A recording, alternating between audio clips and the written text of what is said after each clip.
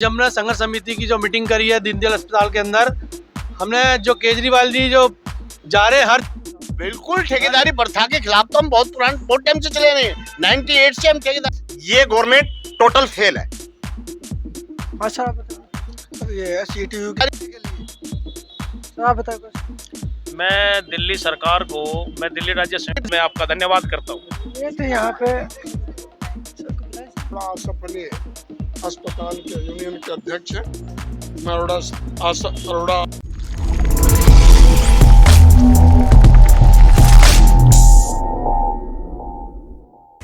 नमस्कार, मैं Vijay Kumar Punia, VKP times news से मैं खड़ा हूँ दीनदयाल में, जो पश्चिम दिल्ली के अंदर आता है।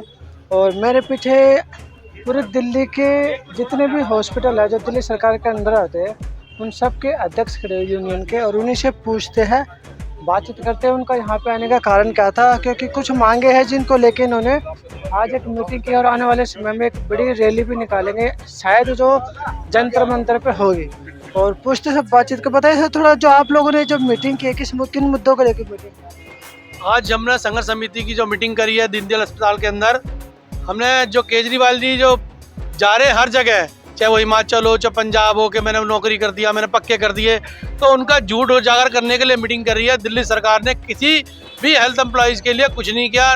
सारे अस्पतालों की बुरी हालत है। सबसे कहा पक्का करेंगे, आज 15-15 साल हो रहे हैं। 8 साल पहले जब वो आए थे कि हम सबको पक्का करेंगे, सफाई कर्मचारी की पोस्टें परमानेंट भरेंगे, नर्सिंग होल्डर की पोस्टें परमानेंट भरेंगे, लेकिन आज हॉस्पिटलों की बुरी हालत है। ठेकेदार जितना शोषण करता है हॉस्पिटलों के अंदर, 10-10, 15-15 हज़ार रुपये की नौकरी के लिए 25-25 हज़ार, 30-30 हज़ार रुपये लेता है। मौलाना आज़ाद के अंदर भी मैंने कई बार शिकायत करी। हमारे जगदीश जी हैं जो अम्बेडकर हॉस्पिटल के जनरल सेक्रेटरी थे, उन्होंने शिकायत करी। तो वहाँ पे आज की डेट में ठेकेदार इतना शक्तिशाली हो गया है कि जो सेक्रेटरीट के अंदर सेक्रेटरी लोग बैठे हुए हैं, जो वहाँ के प्रशासनिक अधिकारी बैठे हुए हैं, उन्होंने सेक्रेटरी को पैसे खिलाया या पता नहीं किसको पैसे खिलाया, जगदीश जी का ट्रांसफ़र कर दिया। तो इसकी शिकायत हमने मुख्यमंत्री जी से की, लेकिन मुख्यमंत्री जी कहते हैं कि दिल्ली भ्रष्टाचार से मुक्त है, लेकिन सबसे ज़्यादा हॉस्पिटलों के अंदर भ्रष्टाचार हो रहा है और ठेकेदारी के माध्यम से हो रहा है। आप लोगों की मांगे क्या? हमारी मांगे ये है कि जितने भी पद हैं हमारे, वो सारे परमानेंट किए जाएं, हमारी DPC की जाएं। हमें अस्पताल में काम करते हैं, हमें कैशलेस फैसिलिटी नहीं मिल रही है, कैशलेस फैसिलिटी दी जाए। जो कोरोना काल में जो शहीद हुए हैं उनके परिवारों को 1-1 करोड़ रुपया दिया जाए, और जो उनके जो सहायक हैं, उनके जो इंडिपेंडेंट्स हैं, उनको नौकरी दी जाए। हमारा पे स्केल जो है, जो बढ़ाना था, सेंट्रल गवर्नमेंट ने बढ़ाया था, उसके ऊपर भी अभी तक कोई नहीं। हमारा कैडर रिव्यू की डिमांड थी, कैडर रिव्यू करके हमारा एरिया दिया जाए। और भी कई सारी डिमांडें हमारी हैं सरकार से। हम अगर मुख्यमंत्री जी टाइम देंगे, 8 साल हो गए हमें लेटर देते बार हर बार लेटर देते हैं, लेकिन कोई सुनवाई नहीं होती। 8 सालों में केजरीवाल जी ने आप लोगों की बातें सुनी नहीं? कहा जी, केजरीवाल जी ने 8 साल के अंदर आज तक पत्र लिख के नहीं बुलाया कि भाई आप आइए, हमसे छोटी मीटिंग तक नहीं की। जबकि शीला दीक्षित क्यों नहीं बुला रहे, क्या करना, क्या हमें पता नहीं क्यों नहीं बुला रहे, हमें नहीं मालूम है। हम तो सबके सुनते हैं ना, सबकी सुन रहे, लेकिन हेल्थ एम्प्लॉय की नहीं सुन रहे। अभी गुजरात में भी जाके ऐलान कर रहे कि हमने हेल्थ ऐलान नहीं कर रहे हैं, लेकिन इम्प्लीमेंट नहीं कर रहे। ऐलान कर रहे हैं, वो इम्प्लीमेंट नहीं कर रहे।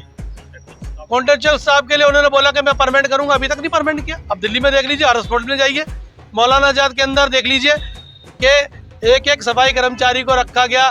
दिल्ली की कैबिनेट ने एक ऑर्डर पास किया 2018 में, ताकि जो एम्प्लॉय रखे गए हैं उन्हीं को हम 80% रिपीट करेंगे, लेकिन वो ऑर्डर LG से अप्रूव नहीं कराया, आपने कैबिनेट में पास कर दिया। LG के और केजरीवाल के तो ऐसे लड़ाई होते रहते हैं, क्यों नहीं करेंगे सर? सारे LG कर रहे हैं ना, हमारे को केजरीवाल तो सीधा आरोप लगाता है कि LG सुनता नहीं है। साजिश भेजा ही नहीं, LG के पास भेजा ही नहीं, हमारे पास दे ना, हमारे पास दे, यूनियन के पास के दिल्ली सरकार ने भेजा।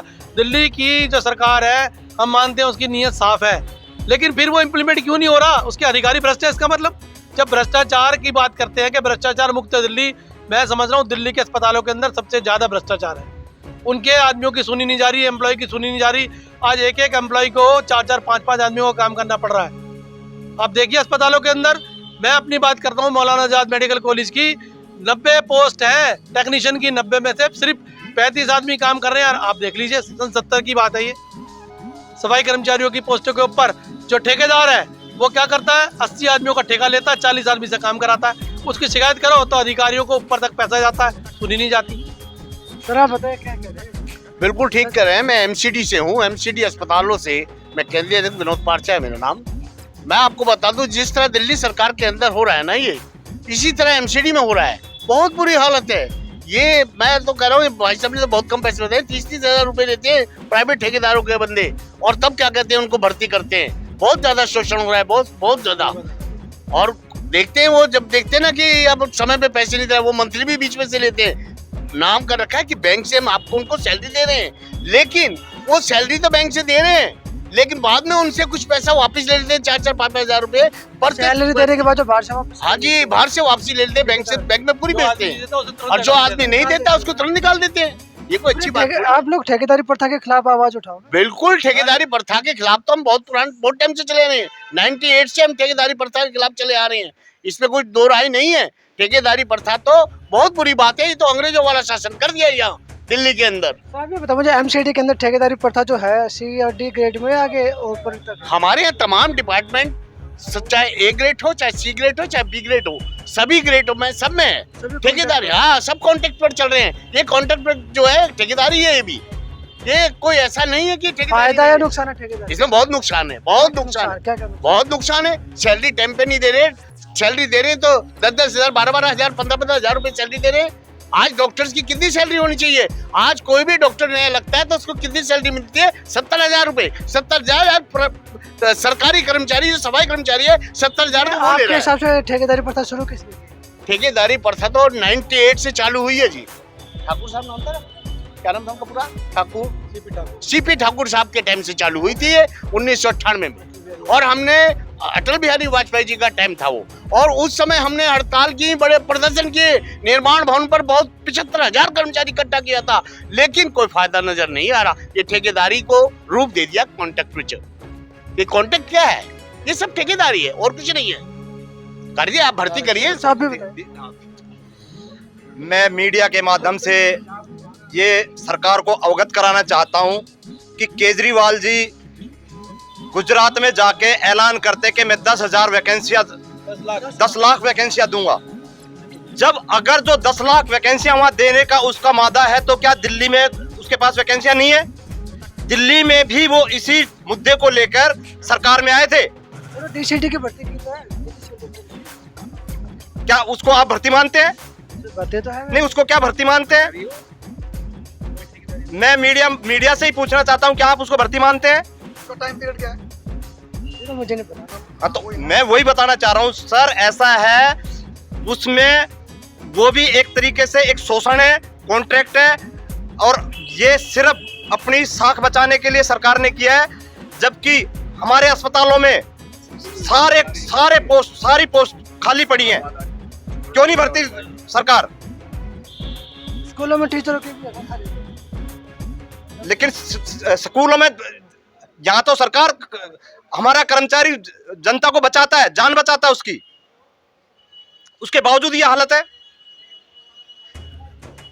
तो आपके हिसाब से क्या करना चाहिए सरकार?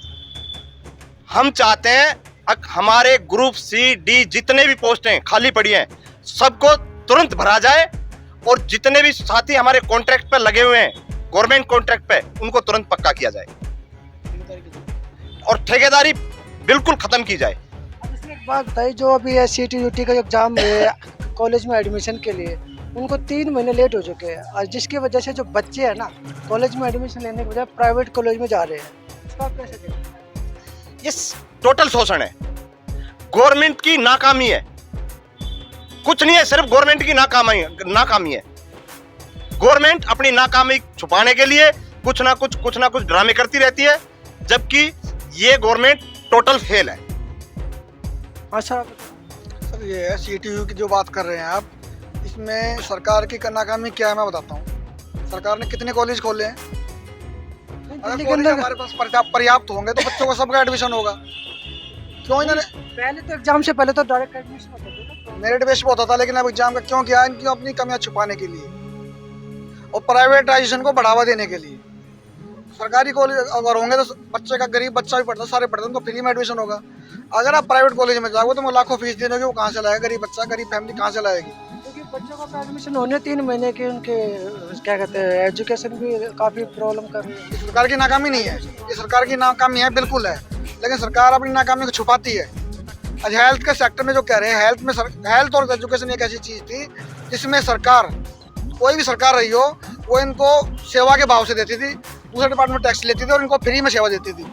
आज सरकार की नीयत और बदल चुकी है। अब हेल्थ और एजुकेशन से सरकार पैसा इकट्ठा करती है और हमारी आने वाली पीढ़ी का शोषण हो रहा है इससे। हमारे जो गरीब लोग हैं उनके वो अपने बच्चे को, अपनी फैमिली को हॉस्पिटल में जाते हैं तो लाखों रुपए का बिल बनता है। अगर सरकारी अस्पतालों को बढ़ावा देंगे तो शायद हमारे देश भी तरक्की करा और हमारा जो एम्प्लॉय जो हमारे उनको भी मौका मिलेगा अपनी दिनचर्या को अच्छा करने के लिए। तो आप बताइए। मैं दिल्ली राज्य संयुक्त संघर्ष समिति का डिप्टी चेयरमैन होने के नाते मैं दिल्ली सरकार से रिक्वेस्ट करूंगा, निवेदन करूंगा कि समय रहते वो दिल्ली के जो स्वास्थ्य कर्मचारी हैं उनकी जायज़ मांगे हैं, उन मांगों पर विचार करें और एक मीटिंग बुला करके, दिल्ली संयुक्त संघर्ष समिति की मीटिंग बुला करके दिल्ली सरकार बात करे। क्योंकि जितनी भी मांगे दिल्ली संयुक्त संघर्ष समिति ने रखी हैं वो कोई मांग हमारी नई नहीं है। हम निजीकरण के खिलाफ हैं शुरू से, क्योंकि ठेकेदारी प्रथा एक इस तरह का गुण है जिसके अंदर समाज के अंदर शोषण होता है कि विशेष वर्ग का, जो कि कर्मचारी ग्रुप CND के हैं। तो मैं यही निवेदन करूंगा कि जितनी भी मांगे हैं, कॉन्ट्रेक्चुअल स्टाफ को परमानेंट करने की बात दिल्ली सरकार ने की थी, आज ठेकेदार के कर्मचारी रखे गए हैं। हमारी ये मांग है कि उनको परमानेंट किया जाए, उनको नौकरी से ना निकाला जाए।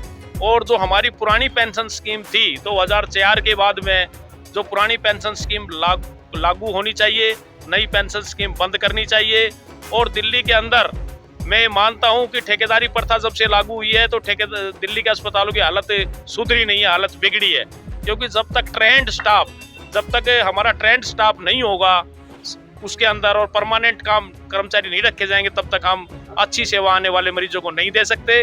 तो मैं आपके चैनल के माध्यम से दीनदयाल उपाध्याय अस्पताल का अध्यक्ष, यूनियन का अध्यक्ष होने के नाते, जितने भी हमारे ठेकेदार के कर्मचारी साथी हैं उनको पूरा वेतन दिया जाए और उनको परमानेंट किया जाए। मैं तो ठेकेदार के साथियों की भी ये मांग करता हूँ कि उनको परमानेंट किया जाए, समय समय पर 1 साल के बाद में उनको ना निकाला जाए, उनको परमानेंट किया जाए। और उसी के साथ में हम अब दिल्ली सरकार को आपके चैनल के माध्यम से बताना चाहते हैं कि अगर आप लोगों की मांगे जो आप लोगों ने रिटर्न में दी है नहीं पूरी होती है तो आगे आप लोगों का कदम क्या होगा? तो हमें अपने, क्योंकि 25 अगस्त को हेडगवार में मीटिंग हुई, उसके बाद में अब एक मीटिंग हमारी MAMC में हुई। आज दीनदयाल उपाध्याय अस्पताल में हमने अपनी मांगों को लेकर के कर्मचारियों को जागरूक के अपने भोजन अवकाश के अंदर हमने काम को बाधा नहीं पहुंचाया है। भोजन अवकाश में हमने अपने साथियों को अपनी मांगों के प्रति जागरूक किया और सारे अस्पतालों में, दिल्ली के जितने अस्पताल हैं उनके अंदर जाकर के कर्मचारियों को मांगों से अवगत कराएंगे। और उसके बाद में अगर हमारे को जरूरत पड़ेगी तो हम दिल्ली के तमाम अस्पतालों में असहयोग आंदोलन करेंगे। और असहयोग आंदोलन करने के बाद भी अगर सरकार ने हमारी बात नहीं सुनी तो हम अनिश्चितकालीन हड़ताल पर जाने के लिए भी तैयार हैं। हमारे कर्मचारी साथी एकजुट होकर के, पहले भी 98 में हमने लंबी लड़ाई लड़ी है और सरकार से अपनी जायज मांगे मनवाई है। तो मैं समय रहते दिल्ली सरकार के माननीय मुख्यमंत्री महोदय से निवेदन करता हूं आपके चैनल के माध्यम से कि स्वास्थ्य कर्मचारियों की जायज मांगों को सुने और एक मीटिंग बुला करके इसका समाधान करने का कष्ट करें। मैं ही अंत में आपका धन्यवाद करता हूं। ये तो यहाँ पे मैं जगदीश देशवाल, दिल्ली राज्य संघर्ष समिति का चेयरमैन। मैं सरकार से यही उम्मीद करता हूं, जो सरकार ने वादे किए थे सरकार ने उन वादों पर अटल रहना चाहिए। सरकार ने बोला था अगर भाई हम जो ठेकेदार के कर्मचारी उनको पक्का करेंगे, जो एडोक पर कर्मचारी हैं उनको पक्का करेंगे। सरकार कहती कुछ है, करती कुछ है। तो मैं तो ये कहूँगा जो पब्लिक के बीच में सरकार जो वादे करके वोट लेती है उन वादों पर उन्होंने पूरा उतरना चाहिए। नहीं तो ये तो एक किस्म का पब्लिक के साथ धोखा है। और जो आदमी अपनी राजा प्रजा के साथ धोखा करता है उसका कभी भी, यहाँ तो 3-5 करके अपना काम चला जाएगा, पर भगवान के घर में उसके साथ न्याय नहीं होता, फिर उसके साथ वही काम होगा जो अपनी प्रजा के साथ करता है। तो मैं तो अपनी यही बात कहूँगा, जो हमारी डिमांड है संघर्ष समिति की, जो आपने वादे किए थे आप उनको पूरा करें। नहीं तो कर्मचारी रोष में है, हम प्रदर्शन धरना करेंगे, हड़ताल करेंगे। उसका फिर जो रिजल्ट आएगा सरकार ने भुगतना पड़ेगा, कर्मचारी जिम्मेदार नहीं है उसका। कर्मचारी ने काफ़ी दिन इंतज़ार कर लिया, 7-8 साल हो गए केजरीवाल साहब ने। इतने दिन में इन्होंने ना तो कोई हमारे हेल्थ कर्मचारी के साथ एक भी जो वादा किया था वो पूरा नहीं किया। मैं अपनी बात कह के इतने अपनी वाणी को विराम देता हूँ। तो जो बात मुख्यमंत्री साहब ने वादा किया था उनको पूरा करे। धन्यवाद। ये थे तमाम दिल्ली के सरकारी हॉस्पिटल जो दिल्ली सरकार के अंदर आते हैं, और जितने यहाँ पे बैठे सारे सबके यूनियन के अध्यक्ष हैं यहाँ पे, जो इन्होंने यहाँ पे एक मीटिंग की है। और आने वाले समय में ये जो है अब एक बड़ा आंदोलन करेंगे अगर इनकी मांगे पूरी नहीं हो तो। और इनके जो लीगल एडवाइज़र उनसे पूछते सर ये बताइए इनकी जो मांगे हैं कर्मचारियों की, क्योंकि आप इनके लीगल एडवाइज़र पे एडवोकेट पे आपको लगता है कि ये जायज़ मांग? जायज मांग इसलिए है कि दिल्ली के मुख्यमंत्री केजरीवाल जी ने आज के 7 साल पहले कहा था कि जो कॉन्ट्रैक्ट लेबर हैं उनको हम कंफर्म करेंगे। तो वायदा क्यों किया? अगर नाजायज मांग है तो उन्होंने फिर वायदा क्यों किया? अगर वायदा किया है तो नेता को तो काम ही होता है ना वादा करना। नहीं तो ये ईमानदार मुख्यमंत्री बनने के लिए आए थे, और जब कहते थे मैं ईमानदार हूँ, ईमानदार पार्टी है, तो ठगे गए सारे कर्मचारी। सीडी ग्रुप के ठगे गए, दिल्ली की जनता ठगी गई। वो तो कह रहे थे मैं ईमानदार हूँ, भ्रष्टाचार को घुटने भर पानी में कीचड़ में घुस के साफ करूँगा।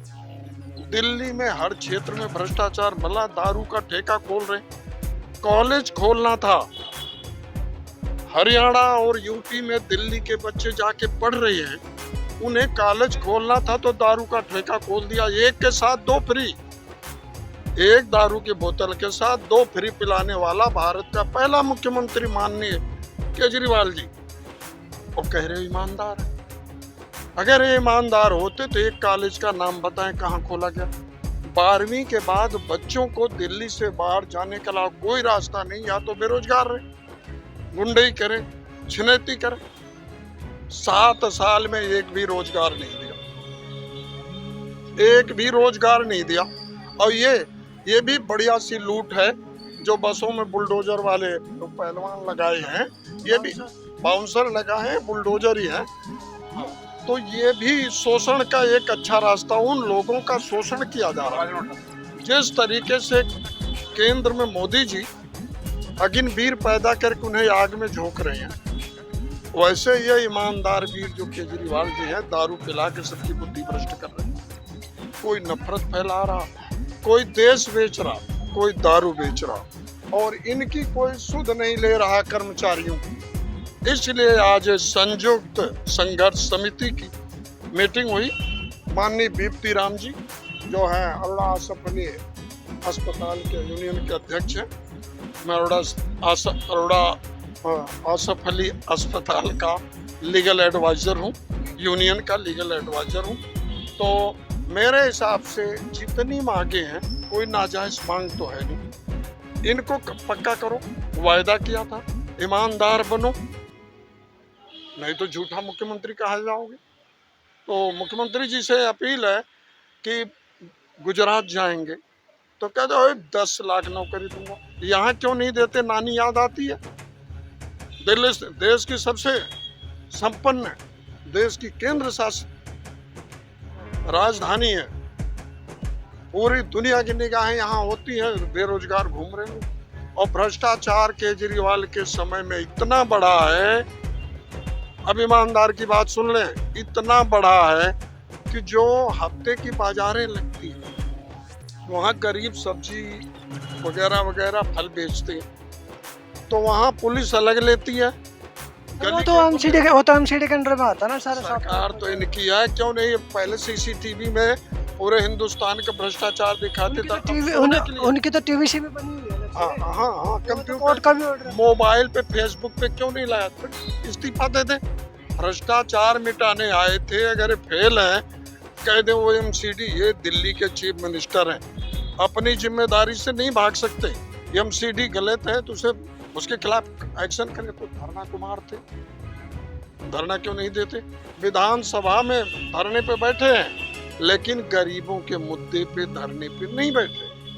बीजेपी वाले भी धरने पे बैठे। यहाँ पे तमाम जो हॉस्पिटल, सरकारी हॉस्पिटल है, उनके यूनियन के अध्यक्ष थे और लीगल सलाहकार भी थे, और सारे अलग अलग हॉस्पिटल के अध्यक्ष भी थे। इनकी एक मीटिंग है, इन्होंने मांगे भी सारी बता दी जो मांग इनकी है, और इन मांगों को लेकर आने वाले समय में एक बहुत बड़ा आंदोलन करेंगे अगर इनकी मांगे पूरी नहीं हुई तो। अब देखना ये कि लेटर देने के बाद अरविंद केजरीवाल क्या इनकी बातें सुनता है या नहीं सुनता, या अगर सुन लेता तो ठीक है, नहीं सुनता तो क्या ये लोग आने वाले समय में एक बड़ा आंदोलन करेंगे, जो कि अक्सर देश भर के यूनियन लीडर्स प्रोटेस्ट करते हैं। तो मैं Vijay Kumar Punia, VKP time news से मुझे दीजिए इजाज़त। धन्यवाद। जितना ज़्यादा हो सके वीडियो को शेयर कीजिए।